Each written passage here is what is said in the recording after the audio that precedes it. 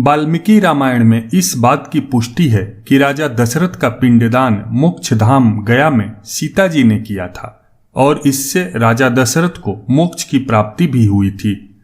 लेकिन अब ये प्रश्न उठता है कि श्री राम के होते हुए आखिर क्यों माता सीता को करना पड़ा था दशरथ का पिंडदान, और गया धाम में क्रोधित होकर क्यों माता सीता ने फल्गु नदी, तुलसी, कौवा, गाय और ब्राह्मण को ऐसा श्राप दिया जिसकी सजा ये पांचों आज तक भुगत रहे हैं।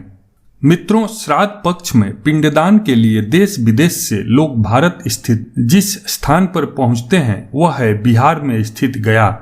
यहाँ श्राद्ध पक्ष के दौरान लाखों की संख्या में लोग हर रोज पहुंचते हैं।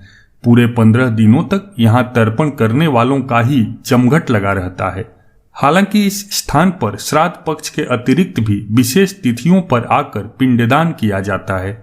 इस स्थान की अधिक मान्यता का एक कारण यह भी है कि यहाँ स्वयं भगवान श्री राम माता सीता और लक्ष्मण के साथ अपने पिता दशरथ जी का पिंडदान करने पहुंचे थे।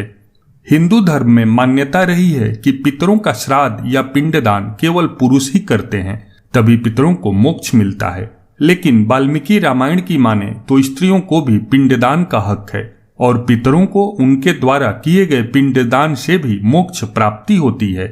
राजा दशरथ के पिंडदान का सौभाग्य भगवान श्री राम को नहीं मिल पाया था और ये काम सीता जी ने किया था।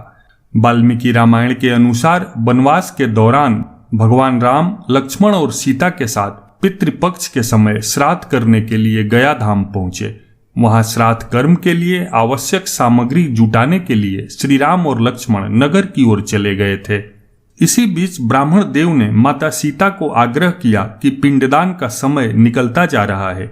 यह सुनकर सीता जी की व्यग्रता भी बढ़ती जा रही थी, क्योंकि श्री राम और लक्ष्मण अभी तक नहीं लौटे थे। इसी समय दशरथ जी की आत्मा ने उन्हें आभास कराया कि पिंडदान का वक्त बीता जा रहा है। यह जानकर माता सीता असमंजस में पड़ गईं। तब माता सीता ने समय के महत्व को समझते हुए यह निर्णय लिया कि वह स्वयं अपने ससुर राजा दशरथ का पिंडदान करेंगी। उन्होंने फल्गु नदी के साथ साथ वहां उपस्थित बटवृक्ष, कौवा, तुलसी, ब्राह्मण और गाय को साक्षी मानकर स्वर्गीय राजा दशरथ का पिंडदान पूरे विधि विधान के साथ किया। इस क्रिया के उपरांत जैसे ही उन्होंने हाथ जोड़कर प्रार्थना की तो राजा दशरथ ने माता सीता का पिंडदान स्वीकार किया। माता सीता इस बात से प्रफुल्लित हुई कि उनकी पूजा दशरथ जी ने स्वीकार कर ली है, पर वह यह भी जानती थी कि प्रभु श्री राम इस बात को नहीं मानेंगे, क्योंकि पिंडदान पुत्र के बिना नहीं हो सकता है। थोड़ी ही देर बाद भगवान राम और लक्ष्मण सामग्री लेकर आए और पिंडदान के विषय में पूछा।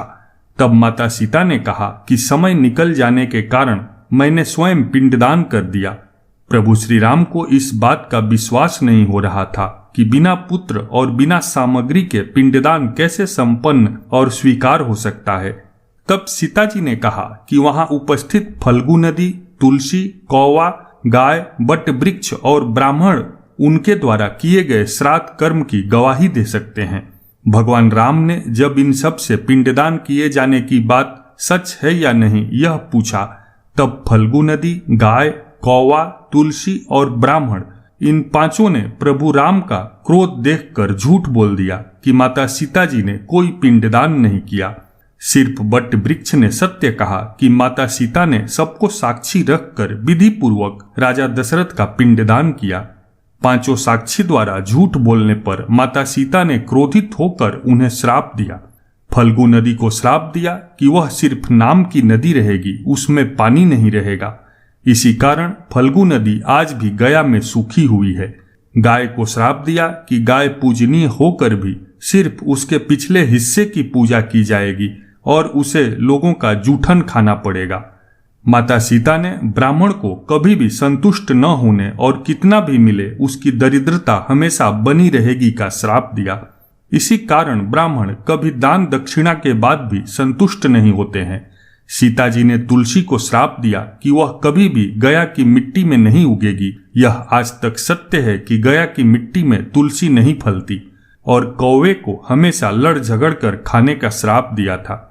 माता सीता द्वारा दिए गए इन श्रापों का प्रभाव आज भी इन पांचों में देखा जा सकता है। जहां माता सीता ने इन पांचों को श्राप दिया, वहीं सच बोलने पर माता सीता ने बट वृक्ष को आशीर्वाद दिया कि उसे लंबी आयु प्राप्त होगी और वह दूसरों को छाया प्रदान करेगा तथा पतिव्रता स्त्री उनका स्मरण करके अपने पति की दीर्घायु की कामना करेगी।